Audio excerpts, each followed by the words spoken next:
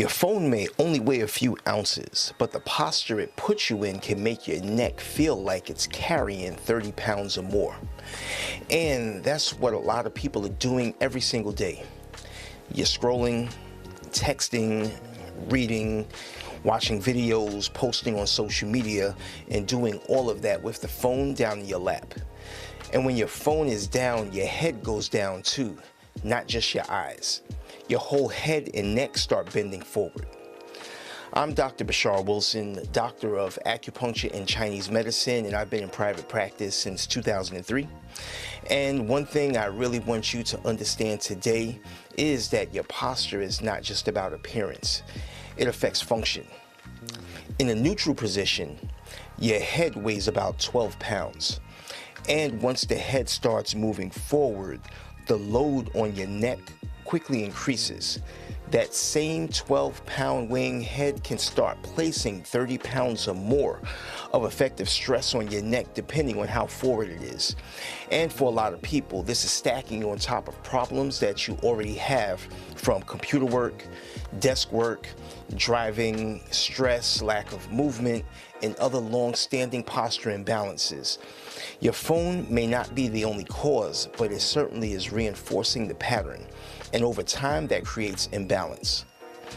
The muscles in the back of your neck and upper back are being overstretched and overworked, trying to hold your head up. Meanwhile, the muscles in the front of your neck and often the chest can become tighter and stronger. This is when you start developing forward head posture, rounded shoulders, and that upper back collapse that can even start looking like a hump at the base of your neck. And when that pattern settles in, you can feel it. It can show up as neck stiffness, tightness in your traps, upper shoulder pain, headaches, pain in the base of your skull, reduced range of motion, and pain in the upper back. And in some cases, it can go further than that. Your neck, also known as the cervical spine, is a very important area. The nerves in that region relate to the shoulders, your arms, forearms, and hands. When the nerves in the neck are pinched from the forward head posture, you can start feeling numbness, tingling, burning, or radiating discomfort going down into the arms, forearms, and fingers. And that's not just something that you want to brush off like it'll go away. Another important point is that the neck does not function by itself. The neck connects into the upper back and the thoracic spine. It connects into the shoulders. So when the upper back is rounded and stiff and the shoulders are constantly being pulled forward, the neck usually has to compensate. So what looks like a neck issue is often part of a bigger problem involving the neck, the shoulders, and the upper back all together. One of the things that concerns me most is what this means over time, especially for younger people. If children and teenagers are spending years growing and developing with their heads constantly being pulled down towards screens, then their bodies are practicing and locking into that pattern during key stages of their development. So the lesson is that the body learns what it repeats. Now, the good news is that you can start doing something about it. First is awareness. You may not be paying attention to where your head is in space. You're not noticing when your ears are drifting in front of your shoulders, or when your shoulders are rolling forward, or how long you've been folded over your phone without resetting. Next, we want to change the habit itself. Bring the phone up closer to eye level more often. Take breaks.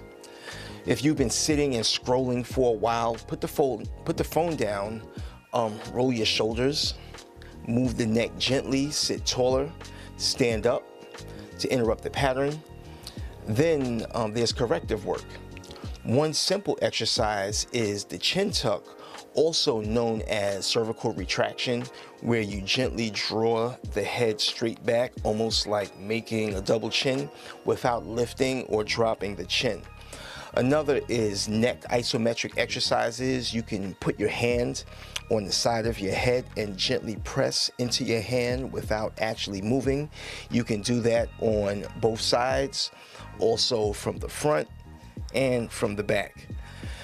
That can help activate muscles that support your neck.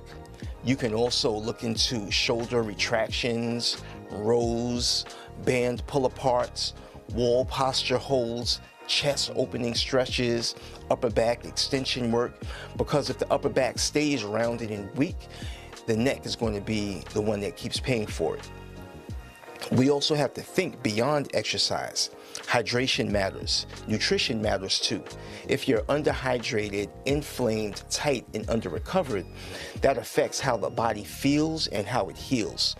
So, along with changing posture habits and doing corrective work, it also helps to support the body with adequate hydration, good nutrition, enough protein, healthy fats, fruits, vegetables, and anti-inflammatory foods that help support muscles, joints, and connective tissue overall.